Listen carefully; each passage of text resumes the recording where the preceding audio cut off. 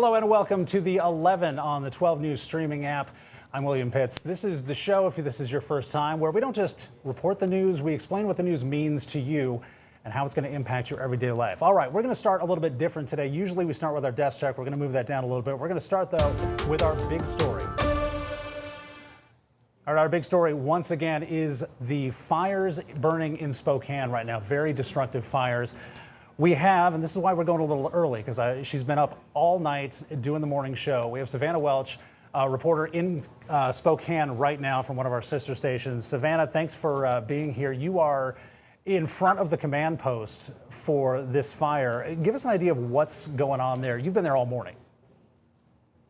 Yeah, we actually just left because service has been a little spotty and we're trying to upload some other elements for some of our sister stations here. So we are on the road right now. We just left the command post. And honestly, a lot of crews left the command post as well. One, to be on assignment, and two, a lot of them have now been moved to go to the fairgrounds since that's where they're being kind of relocated because recovery and response efforts here have become so big. So a lot of crews have made their way and been relocated over to the fairgrounds today. And we saw them kind of cleaning up and picking up tents, and we saw them wake up early this morning, and so it's been a long day. It's going to be a long day for the day crews. It was a long day for the night crews that when they did that shift switch earlier this morning. So yeah, it was pretty active, but now it's fairly quiet over there since a lot of people have left and crews have kind of made their way over to the fairgrounds.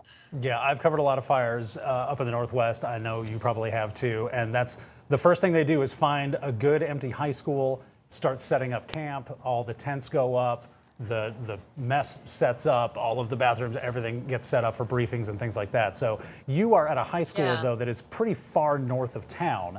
Can you give us an idea? Can you still see anything outside, or are they kind of packed up? Well, we're kind of down the street right now. We're kind of making a loop to head back to the high school just because of those service issues. But it was pretty packed up. I mean, they kind of picked up all the donations. There were a lot of waters there. There were essential items for crews, or like toothbrushes, deodorant. There was shaving cream, baby wipes, anything crews might need when they're working or just in between shifts. You know what I mean? And then also donations for people in the community. There were a lot of snacks there too. Water, again, lots of water, lots of Gatorade. They started kind of clearing that stuff out in the last maybe 30 minutes or so. But that morning meeting this morning, it was very active at 7 o'clock. That was when they had the operational morning meeting and kind of touched base on everything, talked about the weather, talked about containment efforts, what that's at, the size of each fire, the three big fires that they're fighting here in the Spokane area, kind of went through overviews on assignments and all that stuff. So it was very, I would say it was quiet. We got to the school about maybe 3:30 to 4 a.m. and it was kind of starting to gear up. And then between that time to 7, it really started to ramp up as firefighters started to get ready for the day, get things together. A lot of maybe catering companies too, giving breakfasts out, which was really nice to a lot of firefighters. And then as soon as 7 o'clock came in, they all grouped up, got ready to go, had the meeting, and then cleared out. And it's been fairly quiet in the last hour or two, but really I would say in the last 30 minutes that was when it really calmed down after all the commotion this morning, and then also relocating from the high school over to the fairgrounds too. Yeah, so every morning they have, for people who don't know a lot about wildfires, they have an operational meeting every morning and every night, kind of to say what's going on, what's coming up for the day, what they're going to work on, and then how the day went, what they're going to do overnight. Do you have the numbers, the latest numbers from that meeting this morning? That's usually what they kind of try to map things out overnight. I do. Yeah. So let me see. So we've got the Fairview fire. So of the three fires, you've got the Fairview fire, the Old Trails fire, and then the Autumn Lane fire. And the Autumn Lane fire, when I talked to a public information officer yesterday, he said that's the most active one. And that's the one that is the biggest size acreage wise. So you've got the Fairview fire. The latest numbers are 1,041 acres burned for that one, and that's 5% contained. Then the Old Trails fire, you have 3,621 acres burned, and that's 13% contained. And then the Autumn Lane fire has burned 5,869 acres, and that is also 13% contained. So Old Trails and Autumn Lane, both 13% contained. Fairview, 5% contained. But that's also great work. I mean, it was at 0% containment for the last few days, and firefighters contributed that to pretty favorable weather. I mean, it's been very dry. Not, I mean, still it's still dry, and we're not expecting temperatures to go down that much. There's that ridge that's really settled over the area, and it's bringing temperatures up this week. So we are weather-wise, it's going to be fairly consistent. I think the main concern is also Friday into Saturday, because we're forecasting gusty winds as well in the area, and that's obviously not going to help with containment either. So it really doesn't look like this week's offering much relief, but it's good news overnight that favorable weather was present for them to at least be able to get containment lines established around all three fires. So really, really good firefighting efforts overnight, and they've been working around the clock to keep working on these fires and make sure to get just a handle on them. I mean, it's these fires are so close to homes. They've destroyed homes. They're right adjacent to neighborhoods, and the wind's been a huge story in this too, because you see, you see some homes that burned, and then the street over, they're completely fine. I mean, it's just some of the dividing line was really the wind, and the wind was a major factor in why some homes survived and why some didn't. And we were at our hotel last night. We talked to people that evacuated. We're in evacuation zones, and we're staying in the same hotel that we're staying at, and they were saying that they were so grateful because a neighbor adjacent to them lost their home, and then they were fine. So it really is just it's a factor of the weather and the wind, that you just never know what, these crown fires, tree to tree, those can easily cause spreading, and then you can house to house. It's awful, but it's amazing to see how the weather really shaped the layout of which homes and neighborhoods burned and which didn't in this whole setup here. Weather has not been kind, that's for sure, the last few days, but at least good overnight for getting control lines established here. Yeah, not at all. I was looking at the weather a little bit because we were talking earlier. I'm heading up there tomorrow to help out our sister station up in Spokane with some coverage too. We're talking 96, 98, some winds, and then hopefully it goes down a little bit. But most of the things that I learned about covering and fighting wildfires was up in Spokane because we covered so many of them. And one of the things that I remember a lot of the Forest Service guys told me was, once we get just a little bit of containment, one little bit of line, that's the main thing. Once we get that, we can build on it, and it starts to get better. But until then you're in trouble. But 5% is not nothing. 5% is huge. Yes, big improvement from the last few days of 0% containment. And when I talked to the PIO this morning, public information officer, I asked, just, how are things going? How has it been? And he said, oh, it was great. Like we've really seen some good improvement in the last 24 hours. Really good news. And I mean, it's great work, and you see just how many crews are mobilized here. I mean, there's serious efforts being mobilized and resources being mobilized here. And even in the next few days, when we got here to Spokane, we started talking to some of the people at the command post yesterday afternoon. They said that they're expecting more and more and more, and it's been amazing to see more resources mobilized, because at first you just got the localized Spokane area agencies responding to this, and of course this is overwhelming for them, and it's local resources. I mean, and that was another thing too with donations that was mentioned. This happened so quickly, and it's amazing the outpouring of support from the community, because people have really shown up when it was such a difficult situation. There were not a lot of resources. Agencies were overwhelmed, and quickly the community mobilized, federal help mobilized. You have so many agencies here. We saw crews from Alaska, New York, San Bernardino County in California. There was Salt Lake City also in the parking lot at the command post at the high school. So crews from all over, even New York. It's amazing.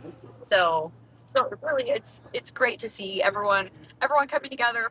Federal help also assisting and just trying to get this under control and bring up containment even more from those 13% and 5%. Yeah, when you hear that it is the number one national priority, that's both good and bad news. It's bad news because it means that the fire is really, really bad. It's good news because it means all the resources are coming into that. Now, I'm not sure if you can see some of the video on your video return up there with this interview, but just yes. the devastation that's going through there. I'm not sure if you've been near any of these neighborhoods, but Spokane is sort of a large town. We're talking 200 some odd thousand, 65,000 people though to evacuate is gigantic, and just a logistical nightmare.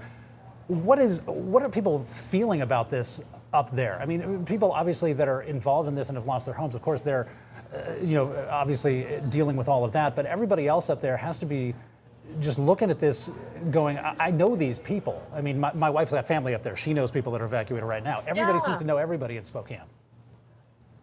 Everybody knows everybody. My mom in San Diego knows someone that lost their home here. It's crazy. I mean, it's a small big city or big small city, however you want to say it. And I mean, it's truly, the impact is so widespread, and it's just, I think that's why it's even more amazing, because you see how people have really come together. And the public information officer from the, it's like California Incident Management Team 7, I believe was his whole title, but he was saying that he hasn't seen anything like this, and he's covered a lot of wildfires, and he's responded to a lot of wildfires, and this has been a really unique situation. It's been incredible. It's been just inspiring to see how people have come together. And this morning there was a local, I guess, like a boot company that we talked to that is stationed outside the high school, and he was saying that he felt compelled to come here and volunteer to help firefighters with their boots and offer donations for boots, and then donate proceeds to the victims as well, with some of the money that's come in for him, and donations for them too. So that's even really an awesome thing. There's local chefs and caterers that are donating proceeds or coming here to help provide meals for firefighters. So it's so cool to see just everyone band together, and it really speaks to who Spokane is, like what city Spokane is, where people immediately, in any time of crisis or whatever it may be, people really come together. And companies have been donating. I think Texas Roadhouse had donated.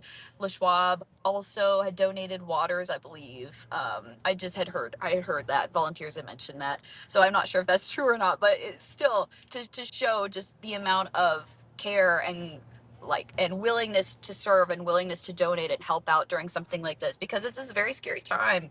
I mean, horrible wildfire season. What I mean, Fred, truly, I mean, it's something icky, but it's the good in these moments that really shines. And I think that Spokane has really shined in a lot of ways through this. There's that connectivity issue you were talking about a little bit ago. Good thing you're moving there. You're stuttering just a little bit, but we still got you, so that's Is awesome. it okay? Some of Okay. the, Good. so some of the areas, and I actually know those areas fairly well that we were looking at here. These are houses that they're fairly large, some of them, but they seem to be packed pretty tightly in there. What shocked me about this fire, and having covered these in that area before, the speed of this. This fire popped up on Saturday, and then all of a sudden, by Saturday night, this thing was in neighborhoods. It seemed like they were just going so fast. At this point, it's amazing that there have been no injuries, no fatalities. Everybody seems to have made it out of there. Oh, I know. I think that's amazing too. I'm honestly shocked. I I don't know. I lived through the Woolsey fire in Thousand Oaks in California, and that was back in 2018. And I evacuated from that because I was in college at Pepperdine University at the time, and that was also on the heels of a shooting. So there was this just a lot of devastation, difficult situations, people scared, unsure of what to do. There were fatalities, also like the Palisades fire. I mean, that was horrifying to see. And my first thought when this broke out is I was just bracing for the first report of somebody that didn't make it, or something that happened related to like a house or an accident within the fire, or who knows what, you know what I mean? And it's wonderful that has not been the case. This so far has not been deadly, and I hope it stays that way. But it is incredible given how many houses have burned, the number of structures and the acreage, and just how close all these fires are to downtown and to the community here, and to whole neighborhoods. Yeah. Well, we don't talk about this very often because we're not the story when we go out there. But I mean, what is that like for you to be able to go to a town like this and kind of you have to be reliving your own evacuation at this point?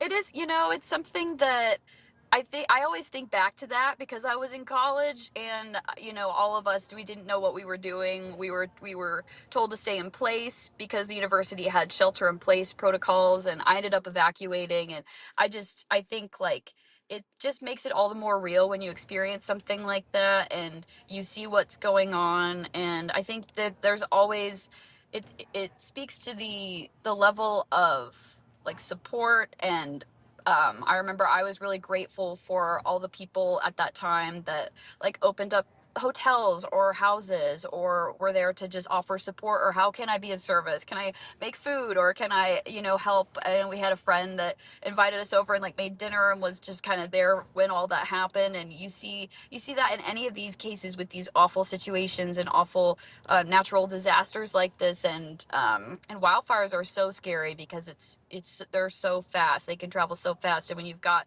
the potentially dangerous situation like the National Weather Service forecasted for this time, this window here in August, late summer, it is really scary. And I think that I don't know, it just makes it more real. We're all going through these things, we're all going through difficult times. We all have someone we know who's been touched by something like this, or it's this, the what is it, the what is that called, the sphere of separation, or the circle of separation, I forget what that's called. Yeah, 6 degrees of That's separation. like 6 degrees. Yes, exactly. Like we all know someone who's impacted by these things, and we all hopefully can take that upon ourselves to be of service in a situation like that, because that you would hope that someone would be able to be there and support you through something like that. So I think as a journalist, it was very grounding to start to, even before I even graduated college, have experienced something like this.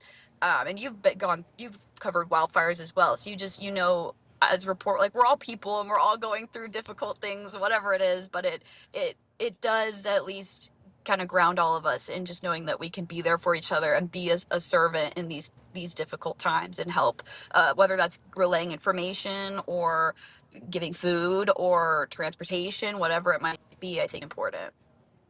All right, Savannah Welch up in Spokane, thank you very much. Chances are very good I will probably see you when I'm up there tomorrow or Friday. So thanks a lot. We appreciate it. Great job, and stay safe up there. All right, thanks a lot. We're going to move on to our next segment, which is Desk Check. All right, Desk Check. We are joined right now by Peyton from the desk. Peyton, welcome to the desk. You're on the desk, talking about the desk. So what do we have going on today that you guys are following up on the desk? So overnight, last night, it happened just before midnight, there was a single vehicle motorcycle crash that was fatal. Police told us that the motorcyclist was pronounced dead on scene and that it happened near Bullard Ave and Yuma Road in Goodyear. Okay, so off in the West Valley. Is that cleared up? People don't have to worry about it anymore on the drive? Yes, it happened around midnight last night, so it was cleared up. Gotcha. Okay, next thing. This kind of hurt me last night when the press release came out. The next thing that you guys are following, which is Salad and Go filed for Chapter 11 bankruptcy, and all locations closed permanently today. Very little notice. Very little. Yes. Melissa, somebody else who's on the desk, sent out an email to everybody with just the capital letters "what?" exclamation point, question mark, exclamation point, question mark. She's devastated. I know a lot of people are just shocked by this thing. Yes, and lines today. Today is their last day. We found out yesterday they were closing. It sounds almost like employees found out yesterday as well. Very, very little notice for everyone. Lines, we had a morning reporter out there. Lines at 6 a.m. were around the block. People love their breakfast also. And I know they were a giant success story because they owned their own farm. They got their own produce. They made the salad. The salads were reasonably priced. And then the founders sold the company. Yes. And now it's closed. And they were everywhere too. I feel like when I first moved here, you could not drive anywhere without seeing. Every other block. Yes. Every other block. We should say the owners eventually founded Angie's, and Angie's is still running, so don't get confused. It's not different. Okay. Yes. Third thing we're looking at. Today is media day for the U.S. Gymnastics Championships. We have a reporter down there. She's talking to the athletes, and it's happening at Mortgage Matchup Center in downtown Phoenix, right here. It's a cool exhibition, right? Yes. You can see them. Men's competition starts tomorrow, and then the women's starts on Friday, and it goes until Sunday. Cool. Trisha Hendricks is doing that. Yes. Have we decided what show she's going to be in? Is it 5? I think she's I'm not sure. I have to 5. look at the Yes. one way or the other. Watch 12 News at 456. You'll probably see something from Tricia. All right, Peyton, thanks a lot. We appreciate it. That's the end of Desk Check. We're going to move right now on to our next segment, which is the follow-up. All right, on our follow-up right now is a story that ran yesterday at 6 o'clock. It's from Craig Harris, and well, we just moved on to one good thing accidentally. Well, you know what? We'll just move on to one good thing in a bit. From Craig Harris talking about affordable housing and a project in Buckeye that is on hold right now because of a land dispute with its city council members. Take a look. Take a look at all these acres in Buckeye. It could be the site of several hundred low-rent homes if the company and a Buckeye City councilman who lives on part of the land can agree on a price, and that appears to be a multi-million-dollar question. The Yunker name is well known in Buckeye, among the fastest growing cities in America. One of the high schools bears the family name. Okay, we will call this meeting to order. And Tony Yunker has been on the city council for nearly a decade. He lives here on the family homestead along West Broadway Road. The city is requiring that our project is tied to getting roughly 30 feet of right-of-way from the house behind us, which is owned by a sitting city council member. That's Mark Lamming, a partner with Dominium. He told 12 News the company wants to build about 375 units that include townhouses and apartments. The monthly rent's about $1,400 for a 2-bedroom unit, roughly $1,800 for a 4-bedroom unit. The U.S. Census says the median rental price in Buckeye well over $1,900 a month the past few years. So it ends up with the rents being significantly lower than what you find in the market, roughly $300 to $500 per month. And the cool thing about the townhomes is they all have private backyards. Lamming said Dominium wants to break ground, but says a development agreement with the city requires the company to widen the road, acquiring about 30 feet of the Yunker homestead to move forward. There's an existing development agreement that gives the city that land for free. However, the city hasn't done anything to try to actually acquire that land, and so they're putting that obligation on us. Lamming said negotiations have been challenging. Councilmember Yonkers is using that as leverage to then demand $5 million. For $5 million? $5 million.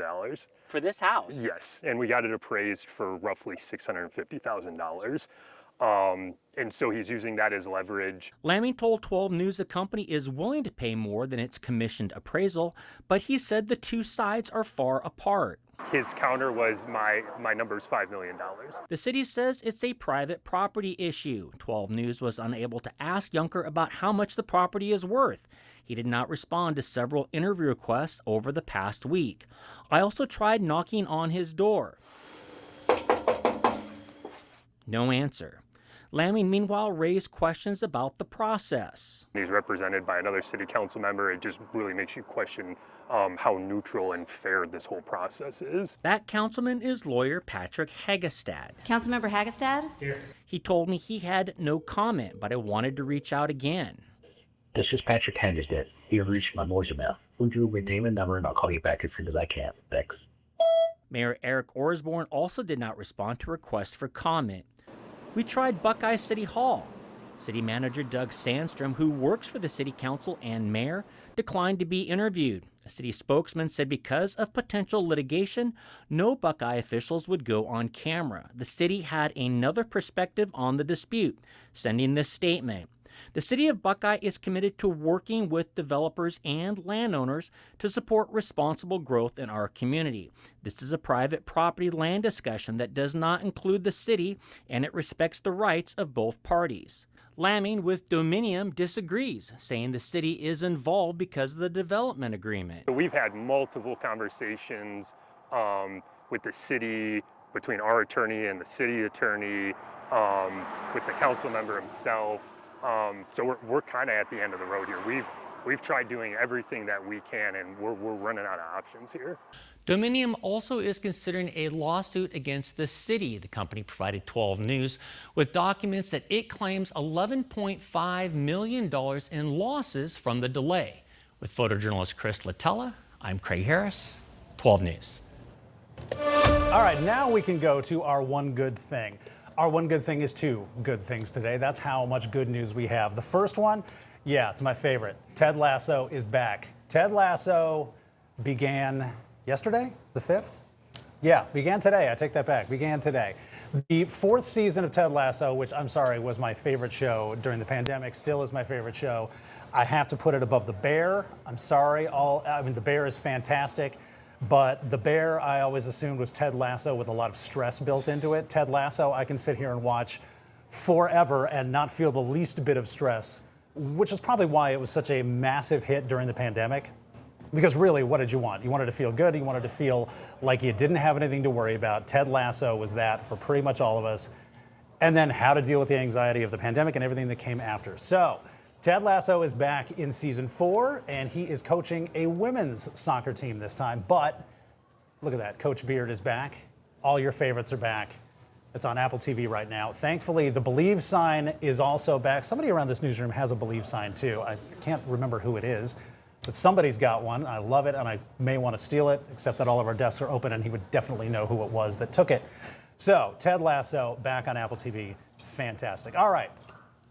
Our second good thing is Troy Lynch. Wow. And not just Troy Lynch, but something that happened to Troy Lynch earlier today. Take a look. While we were down there, we actually found out something really, really crazy. So I actually brought some video of it right now. We found out that we're going to be having I cannot believe you got this from My goodness. this was I'm so a little annoyed hard to keep because this secret. I know. guessed it that one morning. I guessed it that one morning when you said something else. Congratulations. Part of the club. So you let the news slip to Ginger accidentally? Did you even know? You No, I did not actually.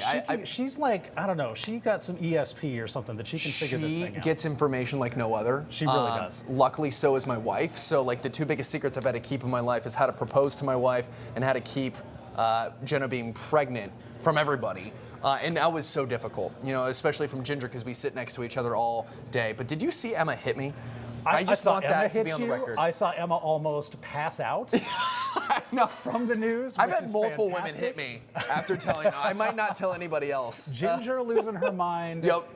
Emma losing her mind. Yeah. Sean doing what all men do on the desk, which is well done. He seemed Good nervous job. for me. Good job. I was like, I don't know about his reaction. Here's the question though. Are you nervous, and how nervous are you? So I am nervous because I'm having a girl. I grew up with two brothers. All of my cousins. Hence the tie? Yeah, exactly. All of my cousins are boys. I just did not grow up around girls, and so I've learned so much just by being married. And so yeah, I'm not You're exactly about to sure. learn a lot I'm more. about to learn a lot. Yeah, but you know what? We have a lot of women on the morning show, and so like I like to feel like they're my older sisters and they can help prep me as well. But I mean, if you have a wife like mine, Jenna is so well prepared, knows everything, and I'm just like, wow, I am a very, very blessed man. So yeah, I'm nervous, but at the same time, my excitement out trumps the nervousness for sure. Oh, for sure. And I'll be coming to you too. Well, girl dads unite Heck as yeah, well. let's go. We got a lot of girl dads in this station. We now that I think do? about it. A lot of girl Yeah. moms also. We have, You know what? Do we have anybody who has a boy? I'm trying to think. That they We got a know of. couple. No, I'm just Well, kidding. one of Tram's. Tram. Yeah, because Tram's got twins. Actually, you know what? Twins run in this station, so you're I don't know. Yeah. You're pretty. Ginger does have a son, so. There you go. There you go. So yeah, a lot of girl dads. Yes. Are you ready? Do you Yeah. have things? Do you have the crib? Do you have the room? No, but Jade offered me her crib, so she's like, you Well, can not take hers, but Well, yeah, her kid's crib. yeah, yeah. That like Jade, what are you doing? I don't want it. But yeah, no, we're very well prepared. We're putting the registry together. You know, we've already gone stroller shopping, believe it or not. So we are slowly but surely getting all the stuff. We definitely don't have everything. Stroller shopping is kind of the worst, by the way, because was- you're going to want the coolest stroller, and then you're going to see the Guess what price we of the bought? coolest stroller. Yes. And it was just like, okay, we plan on having more kids. We got to get the one with 2 seats. Well, now it's in an it. investment, so It now you is. can sell it as an investment. Exactly. So still so much more to get. Jenna's very much on top of it, and I'm just kind of like. Speaking of which, so she made that hike Yes. while pregnant. While pregnant. We I found can't- out in the Grand I can't Canyon. do it now. Yes. Being a sort reference, of in shape. We hiked Havasupai Falls. That's the Rediscover Arizona that aired this morning, and we have the full version online. But yeah, we found out in the Grand Canyon while she was pregnant. In the Grand Canyon. So yeah, we went down, she peed on a stick, we found out in the Grand Canyon. Oh, wow. Yeah. That's okay. Well, you know what? What better spot to find out It's a than cool have a story, super fun? though. You'll never get that out. All right. So that's our one good thing. All right, Troy Lynch, congratulations. Thanks, Will.